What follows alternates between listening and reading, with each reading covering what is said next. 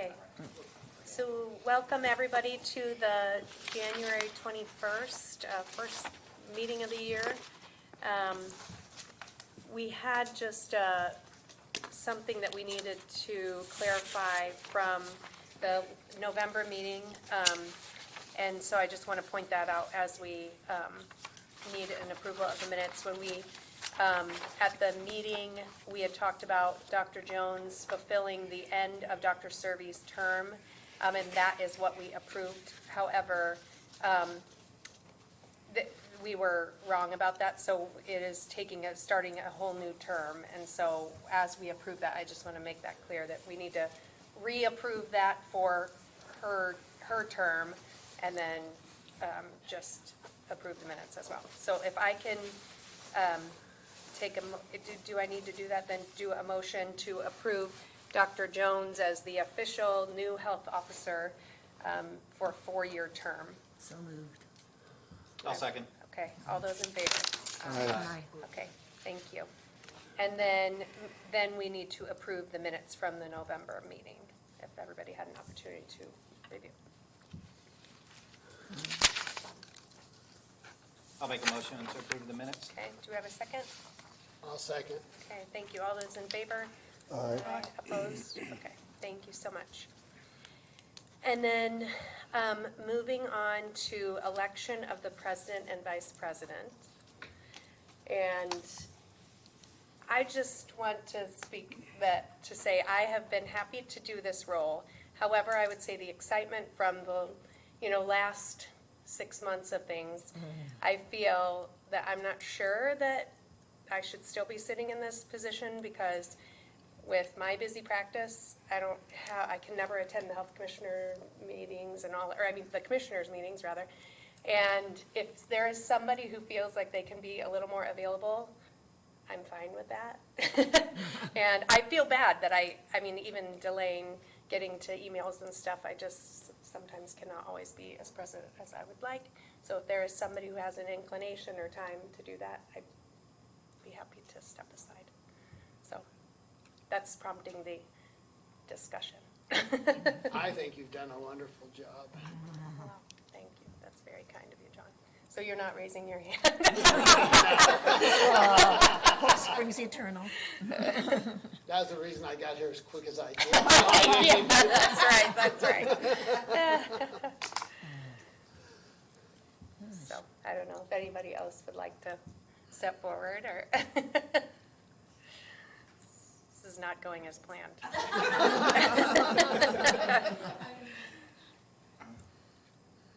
Is there anybody else who would like to be president at this time?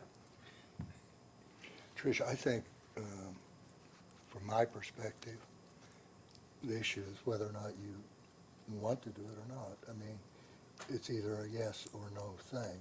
So I think we all love you. So, it's either yes or no.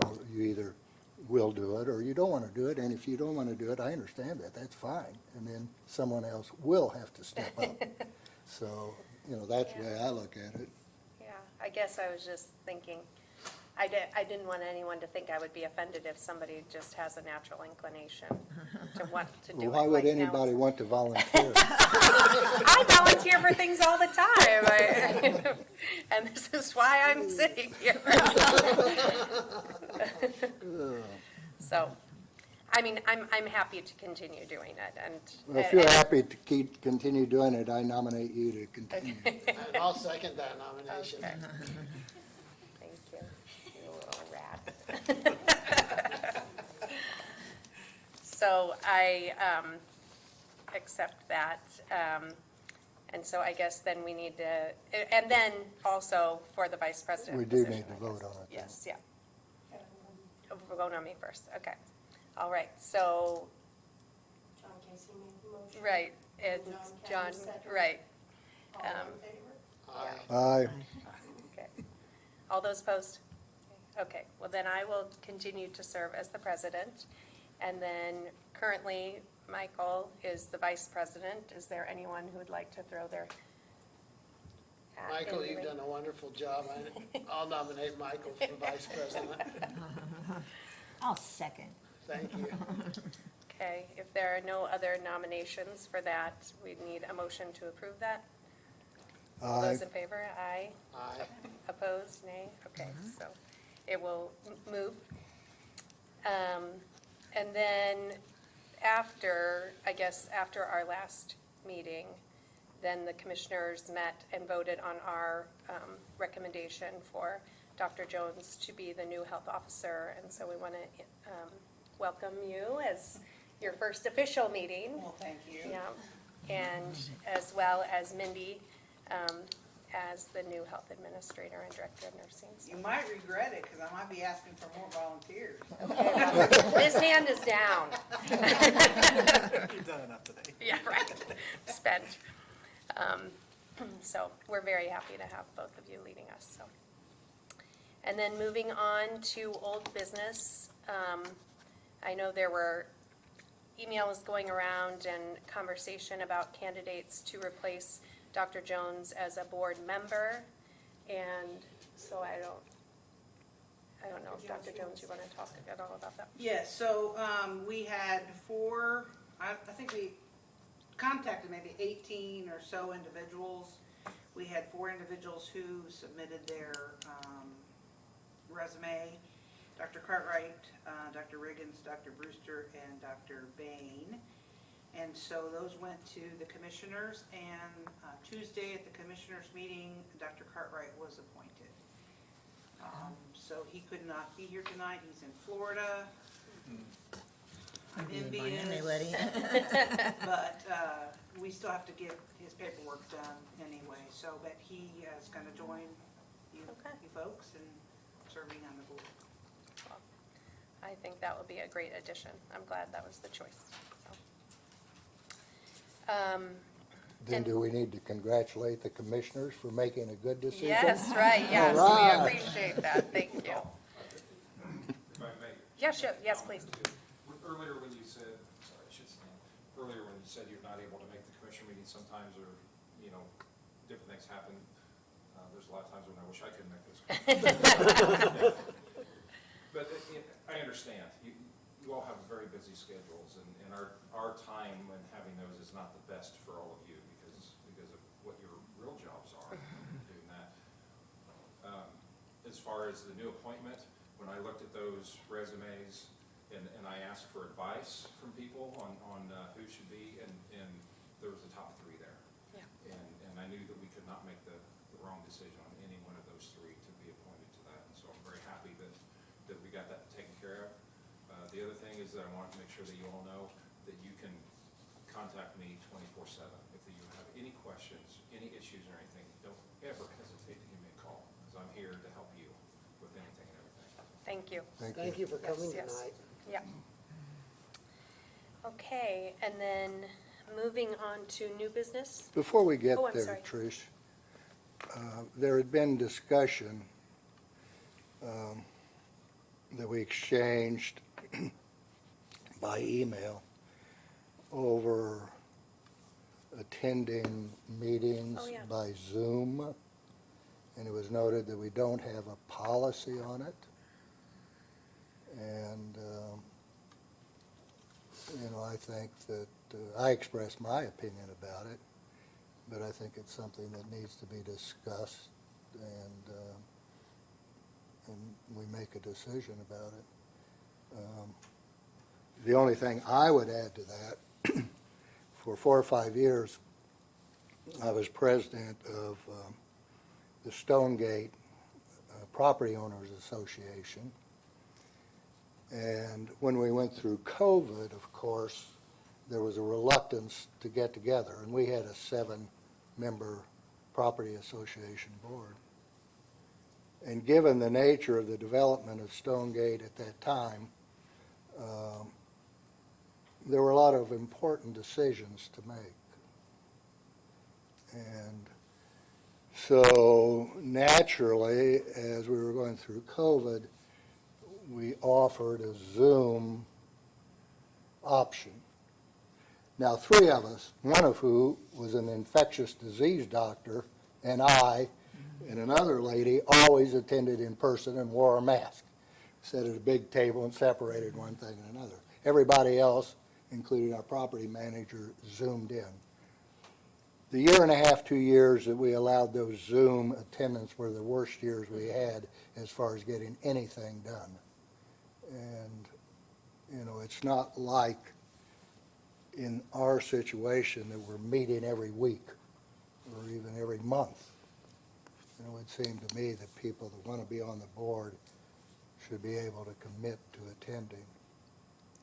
And if they can't make it, they can't make it. But I think this board has a very good attendance record. Yeah. So that's my opinion about allowing Zoom attendance. If you do it, then you're going to have people that are going to start taking advantage of it. Right, If you say, okay, we're going to attend by Zoom, well, someone will right. sit there and. And I mean, I sit on our medical exec committee too, and it's the same thing, like the level of engagement with Zoom just isn't the same. I mean, I think it's a human nature, it's not, you know, and I think the people who are on Zoom don't intend to give the same level of input. And not to mention there are other things, I mean, with voting and things like that, it's very difficult to get a count. And with us being a small board, I'm not sure that it would ever, you know, work well that way. So I don't know, I mean, the email did go out about that, you know, being a particular, of something to mention, and I don't really know moving forward. I don't know if it was, I guess there wasn't a lot of conversation about what other county boards do, and if there's a precedent set, and obviously it just comes up now in 2026, you know, as a new type of a policy to have, but I don't know if you guys had talked about it, or if you even want to weigh in. or- Well, I've done some thinking, I don't think we've really talked in the staff, staff, because I think it's really a board decision. But I've done some thinking, and I think there probably are some policies that the board should consider establishing, and certainly we can help you guys write that or whatever. One is that, just because it came up and it might continue to come up in the future as the board member, board changes, and so you might want to consider having a policy on whether you would allow Zoom attendance of the board. There's another policy I think is even more important, and that you really need to make a decision on, and that is if you guys are going to allow public comment, and if so, or if you're just, if someone who wants to come and make a comment, they need to get on the agenda. Those are your two options. They have to call the health department, get on the agenda, or an opportunity to part of make the public session. comment as part of the agenda. And then, as I've listened to the commissioners' meetings and the council meeting, they have that as part of it, but there's a time limit, they've established a time limit, and you have to say, who you are and what your address is, and so there's things that have to be stipulated. With the new open door laws, we have to allow live streaming, so people can watch and attend that way, the public, but there's nothing that says we have to allow public comment. So I think that's a question that you guys will need to decide. Right. Whether you want to put it on the agenda, or if the public wants to come and say something, they have to call and get themselves on the agenda. Yeah. So those are two that I've been thinking about kind of on the top of my head, and others may percolate up as. Didn't we ask Bob to do something on our public comment? I thought we'd ask him to put something together. I don't That's my remember asking recollection. him to do anything formal. I think as it came up, I was asking for input. But it was like at the moment, there are people here and I need a little guidance. So, and it may have been different, but that's my recollection that, I serve on a couple boards that are pretty volatile, if I can say that, like a lake association board with 50 different ideas.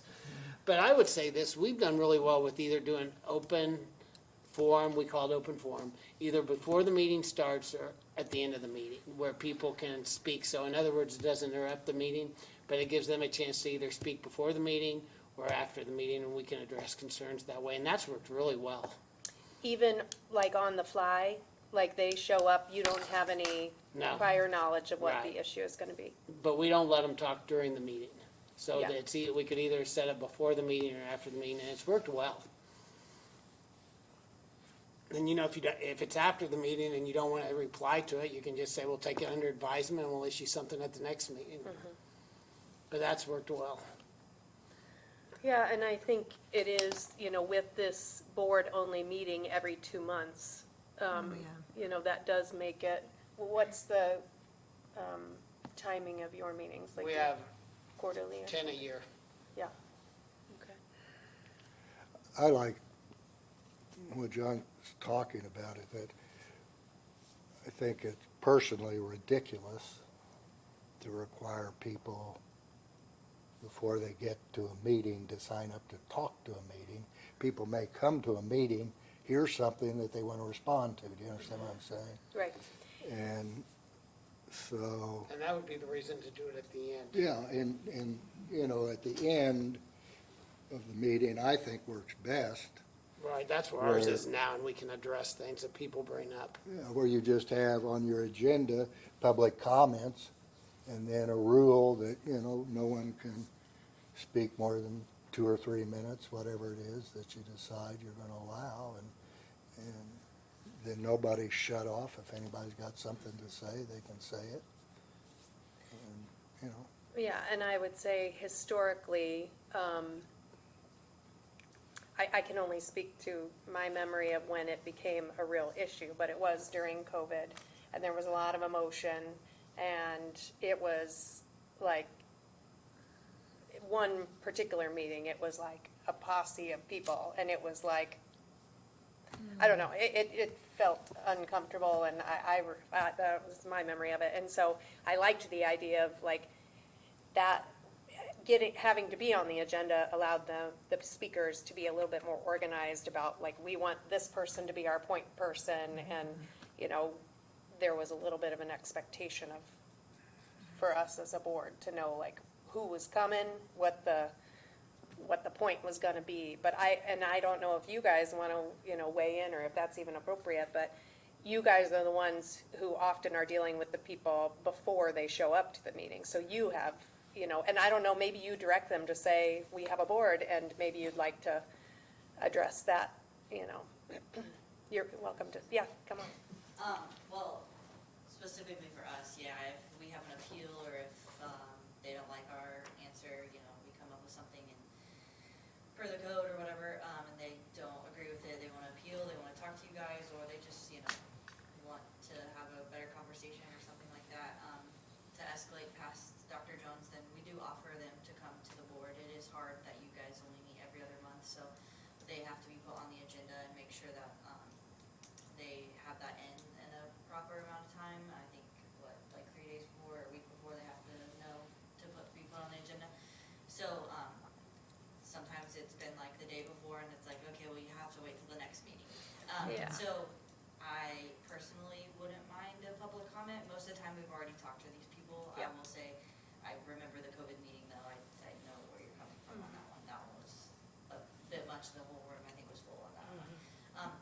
But I think most of the time when people are coming, like John had mentioned, they're coming for a purpose. They're coming because they have something. We don't typically have anybody that comes that isn't needing something or needing to speak, and they haven't. It's most of the time they've already talked to one or all of us. So Right. if you're asking for our opinion, yeah, or my, no, I'm not speaking for me, but asking for my opinion, I mean, I think it wouldn't hurt to have just definitely put a time limit. for Yeah, sure. yeah. And so what's the best way to go about, you know, writing the policy for that? And- Well, let me just Oh, say it's- something that tags on to what Abby said.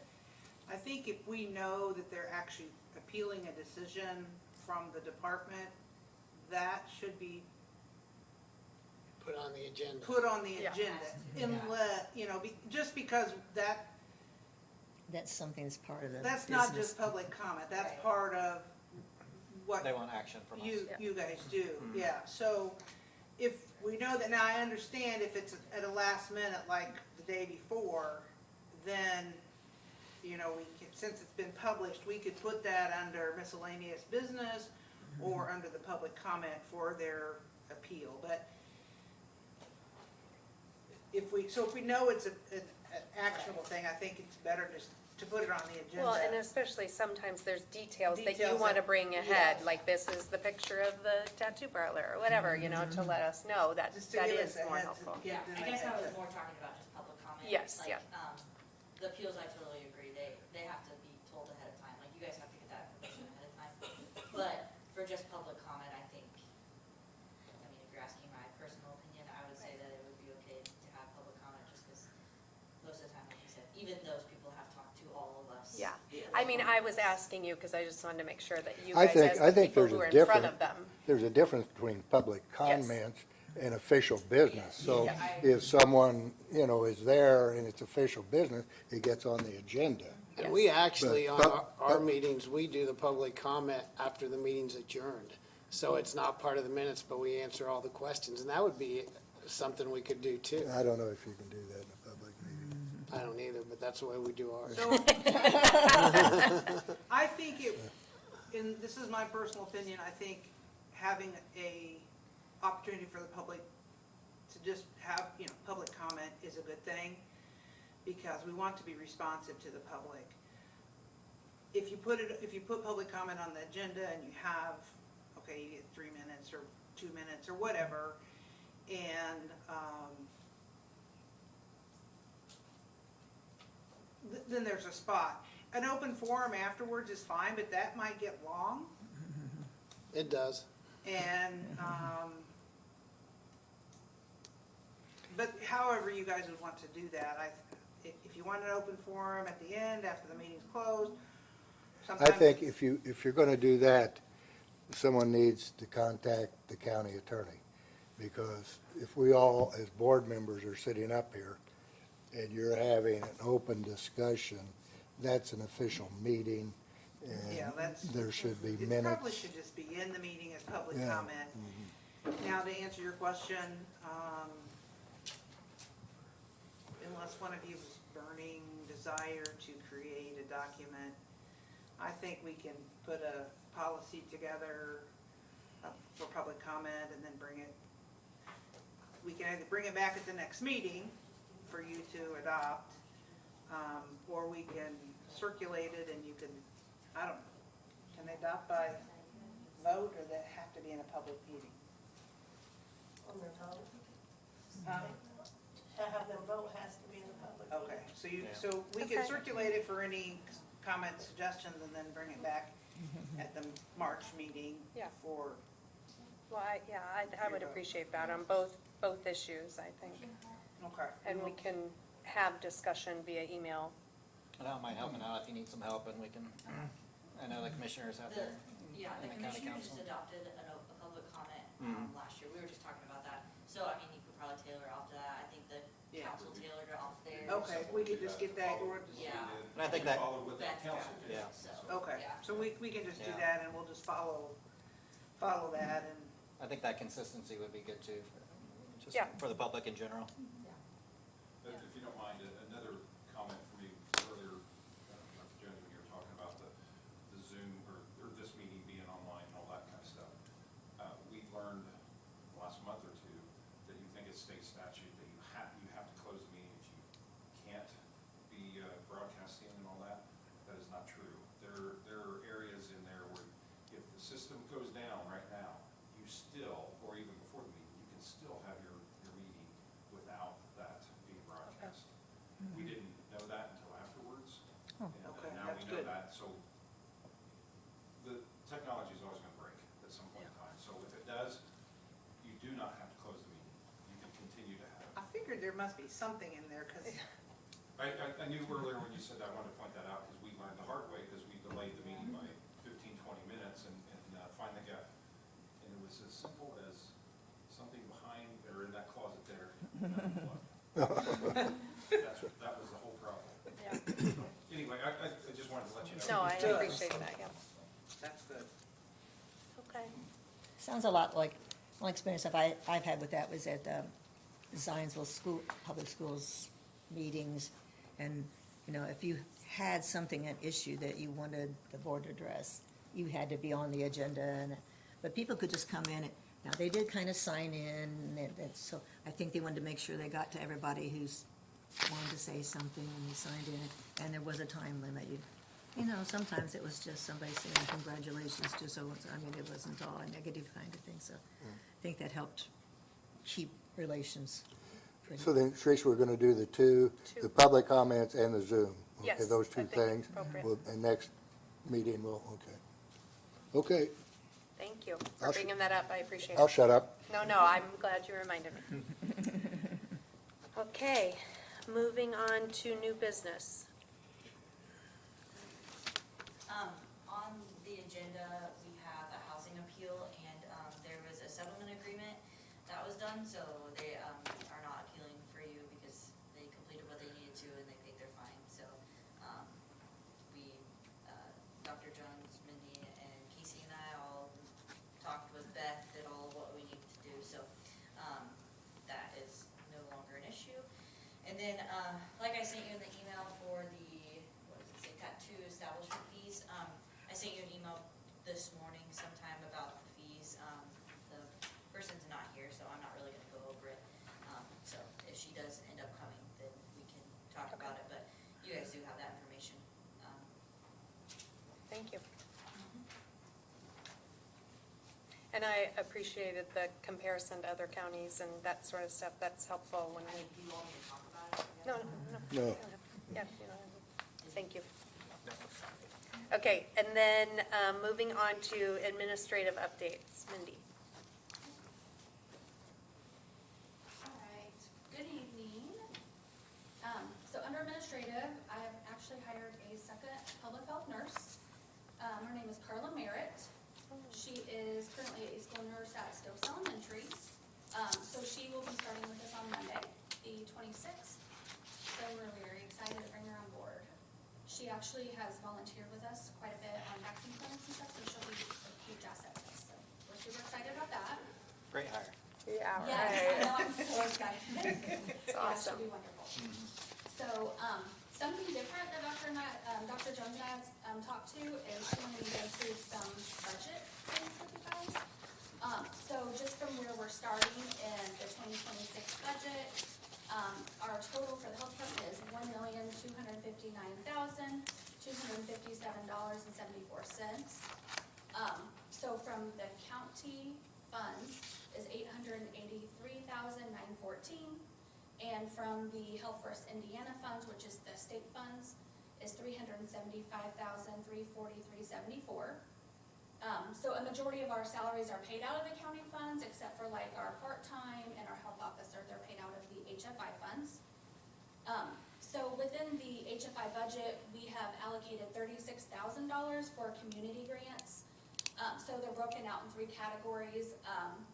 Trauma and injury, we have allotted $24,000, $6,000 for maternal child health, and $6,000 for communicable disease prevention. So most of that money goes to trauma and injury because we have recently found out that the leading cause of trauma and injury related death in Boone County is drug and non-drug unintentional poisoning. So far, we've had one grant application that was approved. I think I sent it to a few of you guys on the board. It's for Riggs Health Boone County. They are actually going to install a naloxone box outside of their office. So that's to come, hopefully soon. So we are currently reviewing, working on the mission, vision, and values for the health department. So we've divided into 3 groups. So you guys have lots of time on your hands. You can participate if you'd like. Where I'm looking for I know, volunteers. that's fine. But so right now, I'm gonna work on the mission, and Abby has values, and Vicki has vision.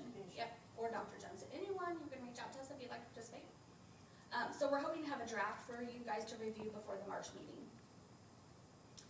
We've recently met with the Regional Core Service Quality Controller with the ES Department of Health. Along with her team, they've actually came to the health department on the 7th of January. And they just reviewed our Health First Indiana, our key performance outcomes, core values. So they did a SWOT analysis. And then they will come back in March for a follow-up visit, and they'll talk about our funding for 27. And Abby and I are currently working on a internal health plan within the health department, which is a part of the requirement. And that is all I have for administrative. Thank you. So can I just say something? Yes. So really, if you would like, and it doesn't, you don't have to meet with the groups, but if you'd like to say, hey, I'd like to, offer some insight into mission, vision, or values, if you would talk to Mindy, Abby, or Vicky, and say, hey, send me stuff, I'll read what you have. We'd like to really have some input from you as board members.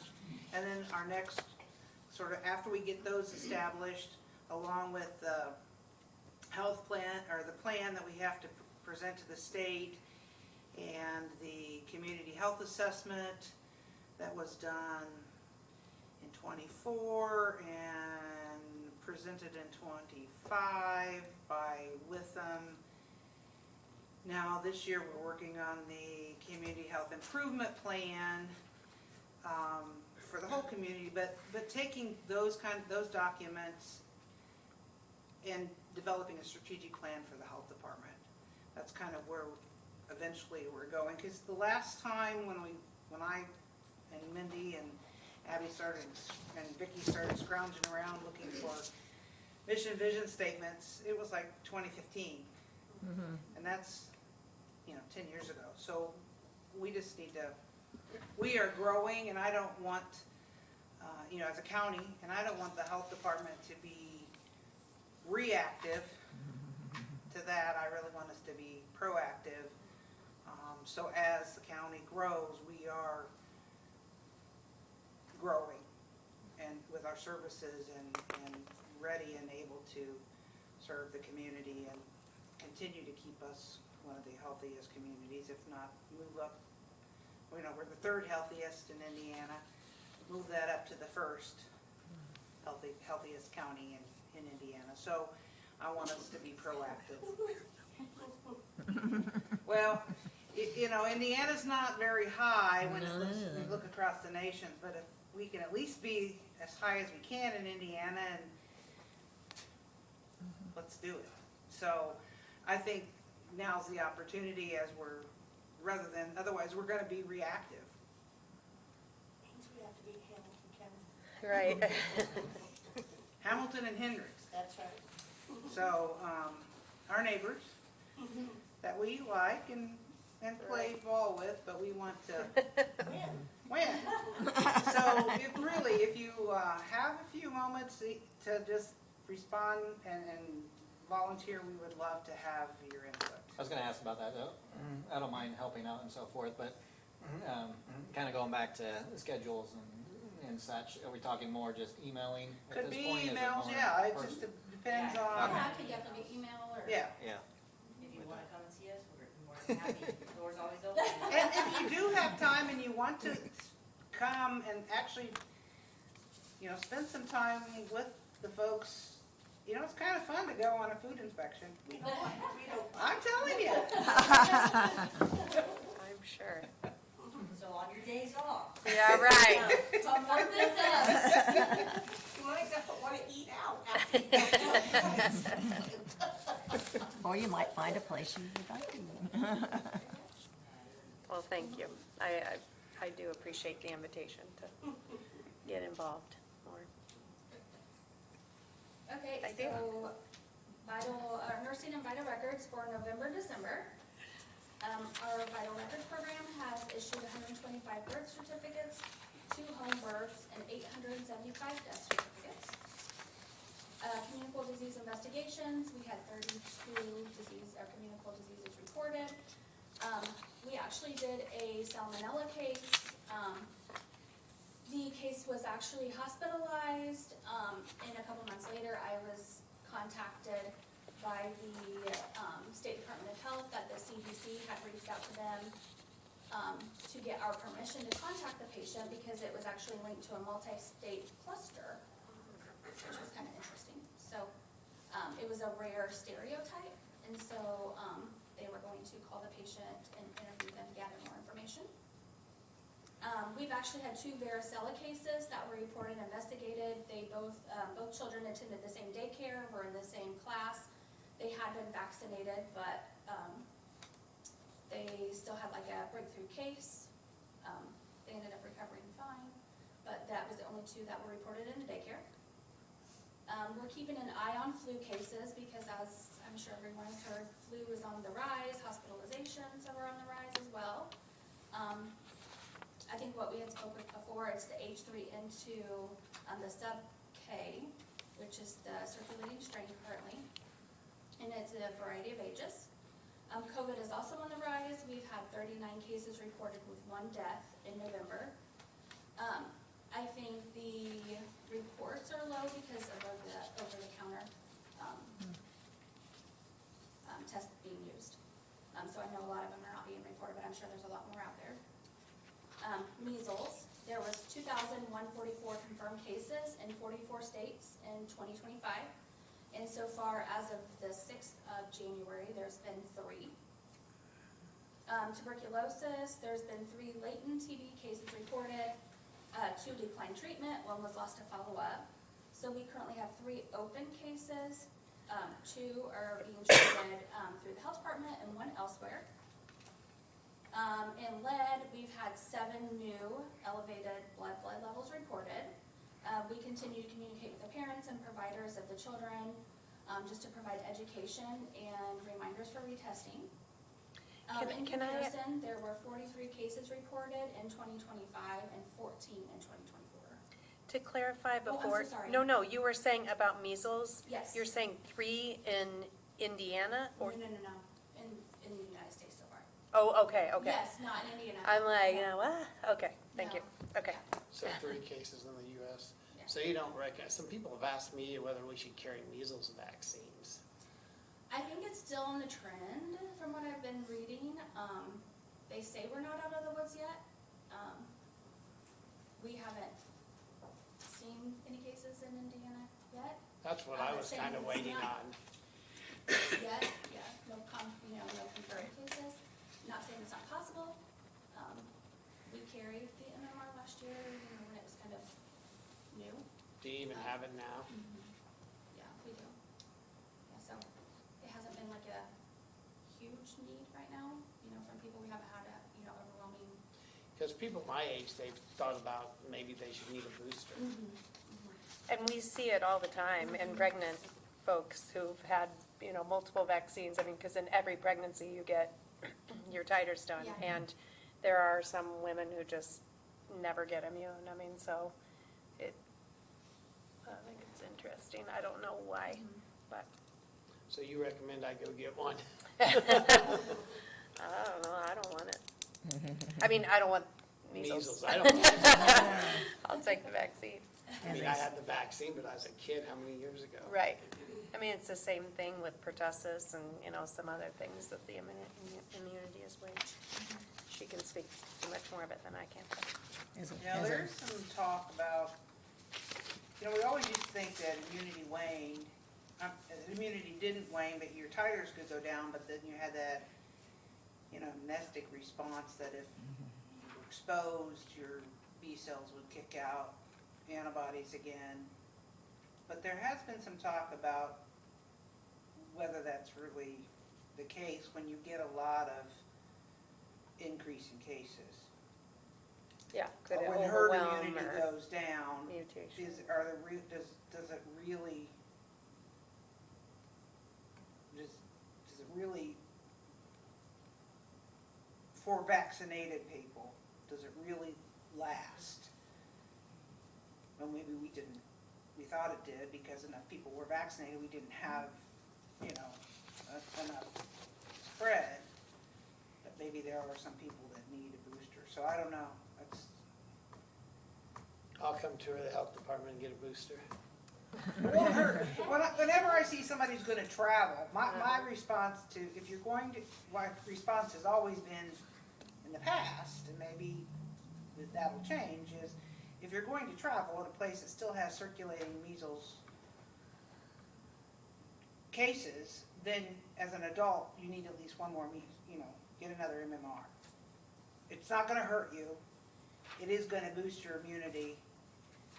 So, when I started doing international travel, I got another measles, another MMR. When people come and they're gonna be traveling to Africa, Asia, whatever, I would give them, yeah, you're an adult, let's give you another. You had two, but, and especially for somebody my age, some of the early measles vaccines in the early 60s are not like the measles vaccine today. And so some of them, we don't know how immunogenic they were. So it doesn't hurt to get another one. Do I need an appointment? So it's not gonna hurt. You can come, but you're also gonna ride a mission value. Well,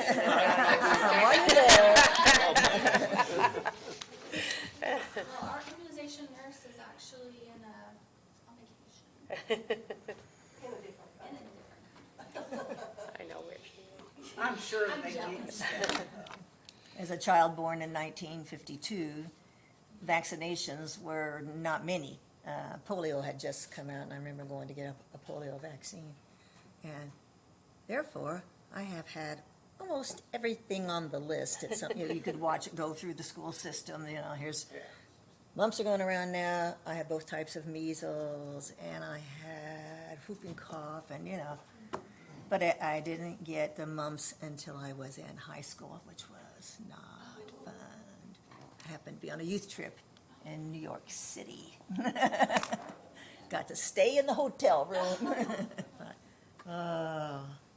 So I would say for anybody who's wondering, so you don't want any of these diseases. As a child, you don't quite understand them all, but as you get older, you thought, this is not fun, and I can't do anything. But, yeah, I'm glad that vaccinations are still available, and I think people are becoming more amenable to, And the greatest thing about it is when they made them all free on insurance, when they mandated that a few years ago. right, Because now they don't cost people money to get them. yeah, that is the sad thing. Okay, so the STD clinic operates on Thursdays from 9 to 11, 2 to 4. We had 7 patients through November, December. We were closed for the holidays, things like that. So, immunizations, our routine clinic is on Tuesdays by appointment only. In November, we had 131 patients with 204 vaccines given. In December, we had 78 patients with 154 vaccines given. That includes flu and COVID. Our total vaccines administered during the month of November and December was 358. We do provide homebound flu shots and COVID shots. So we were able to administer both flu and COVID to 5 patients. And to go off what we were talking about, the immunization schedule, I'm sure everyone's heard the CDC is making some childhood immunization schedule changes. They're actually removing the universal recommendation for multiple vaccines. So they're actually splitting it into 3 categories of high risk, vaccine for all children, and based on shared clinical decision making. So some of them that they're no longer universally recommending is RSV, flu, COVID, hepatitis, and meningitis. So it's actually going to fall under the high risk or shared clinical decision category. They're doing the HPV vaccine, which is 2 doses to age 11 to 12 down to 1. Instead, they say 1 is going to be just as effective. So they were recommending 17 immunizations, and they dropped it to 11. So they're kind of following other countries' immunization schedules. They're kind of mirroring Denmark's.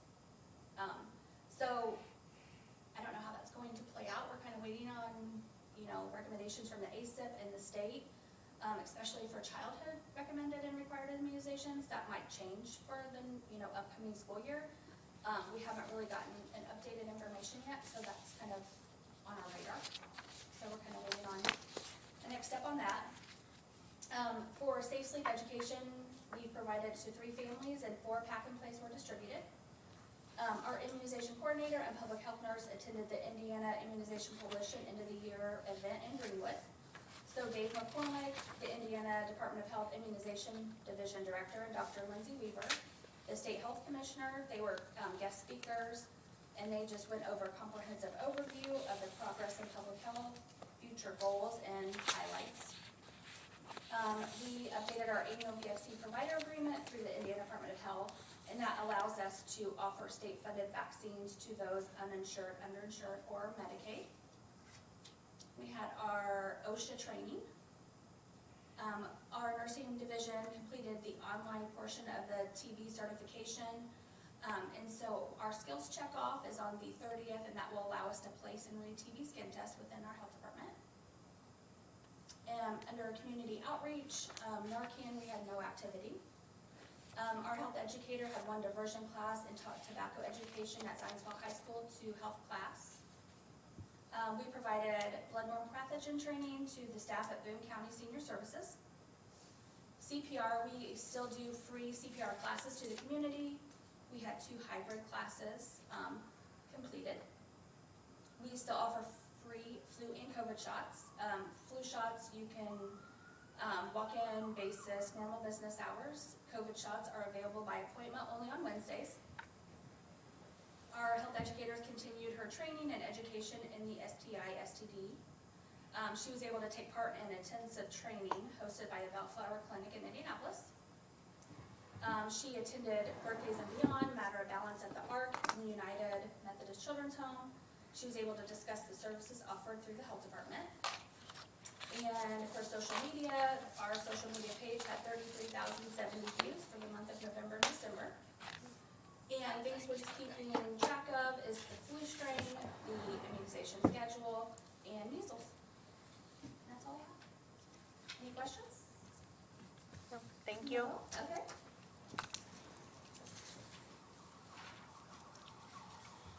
Okay, for the environmental report, I just want to start out by saying, like, the last year, that my report will reflect it, but people I work with are just amazing, and I know you guys don't get to see their day-to-day work, but that's why I stand up here and let you know that they make me look good, they make us look good, you know, they represent our department really well. They communicate and educate the public, and I'm just so proud to, like, be able to be around them, to see the work that they do, and how they work well with the state, and anywhere else that they work with, people that they work with at other departments. It's really not enough words to say, like, how great they are. And this year really reflects the change that we've had, the growth in our county and everything that has gone on. I think could either go one way or the other, but they really just powered through everything. And with this growth that we've had, it's been great for our office, but also, like, they've done just a great job. There's just not enough words to say that. I should have written something out, but just wanted you guys to know, like, how awesome all the people are that I work with, and specifically on the environmental side, but also the nursing side does a really great job, but I don't get to see their day-to-day work. Okay, so for housing, leads and pools from 2024 to 2025, activity in the housing lead and pools decreased overall, which is great. Our housing inspections decreased by 35. We're a complaint-based system, so decreasing that is really great. And we had a grant this last year that helped with resources for any of our housing cases that were open, so we supplied some dumpsters and helped with resources to get their abatement orders completed. Only 15 pools were closed, which is also a decrease in the last year, but we did increase our water reports by 259 more reports this year. So for septic and well, activities increased from 2024 to 2025. Applications reviewed rose by 44. Inspections increased by 36, and 27 permits were issued during this period, increased during this period. Phase ones, which is what environmental companies or anybody that comes in asking for what property lookups, so your your septic and well in the country. Those increased to 40 as well, and that's putting a lot on Casey's plate and Clayton's plate and having people come into our office and look through our files. So 40, it doesn't sound like a lot, but that's 40 individuals asking for property lookups, and some of them are multiple properties. Most of them are multiple properties that they're taking time to look up, so, which can take a while to do. Animal bite reports increased by 46 from last year. Additionally, there were expanded mosquito surveillance and trapping, and more samples were submitted to the state laboratory for testing. And this year, we did have a positive case for West Nile and human, so that was an interesting thing to navigate as well. Food program activities increased in 2024 with an increase of 71 inspections that were conducted. Plan reviews rose by 20, and consults increased by 19. So 20 new plan reviews means there were at least 20 restaurants that opened this year. And that means there's at least 2 inspections per those restaurants. So while civil penalties, they did decrease, which we didn't do civil penalties from June on because we did have the new state code and we weren't allowed to. The State Department of Health did roll out their new state code in June and is now in effect in January, where we are able to go full force with it and not just educate. We do educate as well, but now we are able to write up violations. Our ordinance was passed unanimously by the commissioners, so thank you guys for also recommending that. Our preparedness efforts showed increased reporting and activity. This included 9 additional courses and completion of 14 more deliverables than last year. Overall, we gave out 171 more Sharps containers in 2025 and received 106 more than we did in 2024. So those are also a growing program, and Casey has taken over that, so it's been pretty great. Making sure that we have all that. So does anybody have any questions? Try to make it short and sweet. Yes. I don't know exactly where this comes in. Are there any proposed data centers for Boone County, where there's property in Boone County? Like the Meta Center, is that what you're talking about? Yeah. Yeah, Yes.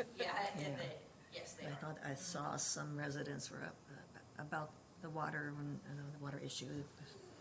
Yeah, so, we had talked about it at a different meeting, the water that's being, oh, you're talking about the water that's coming from the creek, the reservoir. Right, creeks and the ground level, the groundwater in the area, I don't know where they're, some of these, I don't know where they think they're getting all their water from, but, Yeah. seems to be quite, I thought was surely Boone County has not been unaffected by this, because every other county around the Beltway has Yeah. residents up in I'm not arms sure the about effects data of centers. that yet. Okay. Any other questions? Thank you. Thank you. Uh-huh. Your question about the water, just to give you a little bit of knowledge, I just now was appointed to an advisory board for Citizens Energy, which is looking at Boone County and 4 other counties. And in my first Zoom meeting yesterday, the most that was talked about, and I'm learning about all this, was about Boone County and the water coming from Indianapolis to here. And so now I've told you as much as I know. Nope. I'll know even more of what's going on because we meet once a month Right. to go over that, to help people understand of how the water's coming in, where it's coming from, and all those. Basically for the Lebanon area is where it's at. We've got a huge aquifer north of Lebanon there at the old Indiana Fun Park area there, where a lot of the water comes to Lebanon from there and takes care of all the area out there. So I always tell people when they have concerns about the water and what's going on, the best company, but the best to contact is DNR, because they keep track of all that. DNR, And if there's any well problems or anything like that. And so to bring someone out from the outside in on that, there's lots of data that DNR has. And so instead of me saying, well, my cattle have plenty of water to drink and, we never have a problem, but it's better for someone outside of the county to look in at those kind of things. So I will share more information in the future with you once I learn more about what my role is there in that advisory committee that I'm on, so advisory board.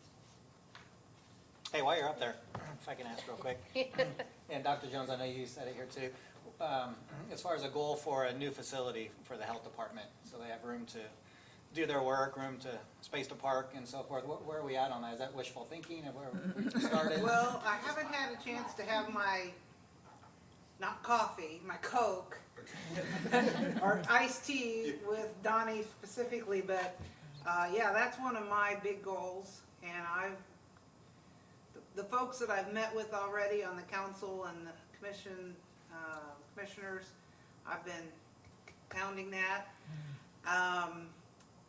I personally, and I think we ought to look at the Optum building. I don't know if it's for sale, I don't know if it's for lease, I don't know, I just know that it's A nice empty area. except for Inwell, and I think maybe St. Vincent's Cardiology or something, I think I had heard Parkview though. huh? I heard Parkview was buying that building. Well, I hadn't heard that yet, I've heard that, First. I mean, it's- I've heard that the Ascension's been looking at it, Okay. we are I've heard. checking into that. But I think that would be there, or, you know, there's the old bowling alley, although, you know, that obstructs the view of the nice new Justice Center, so. That is one of my priorities, to look at where you can go, because I think you've served a long time in the basement of this building, and you need to be out of it ASAP. Do a marvelous job with facility that they have to work with. But, I mean, there's no place for people to park. Where parking is bad, we are very tight down there, so really if we needed to add more staff, which at some point we will, as the county grows, I mean, you're gonna have to have more food inspectors, you're gonna have to have, Maybe sit on top of each other. huh? Sit on top of each other. Yeah, so, and the windows. I like sunlight. I know, we're like, how, is it raining, is it sunny? Donnie's like, this is the But- last health board meeting I Snowing. So we're looking at properties right now, is that? Yes, we are, and that's one of them that Dr. Jones, and I don't know, if you and I talked about that, and I didn't realize what was going on out there. So there were some emails or calls made today by Nick Parr to look into that, to see what is going on, if it's gonna be listed or anything like that. So we're checking into that, because after we talked of my idea anyway, is what a great facility that's already set up, and how easy it would be to move in there. The parking is there.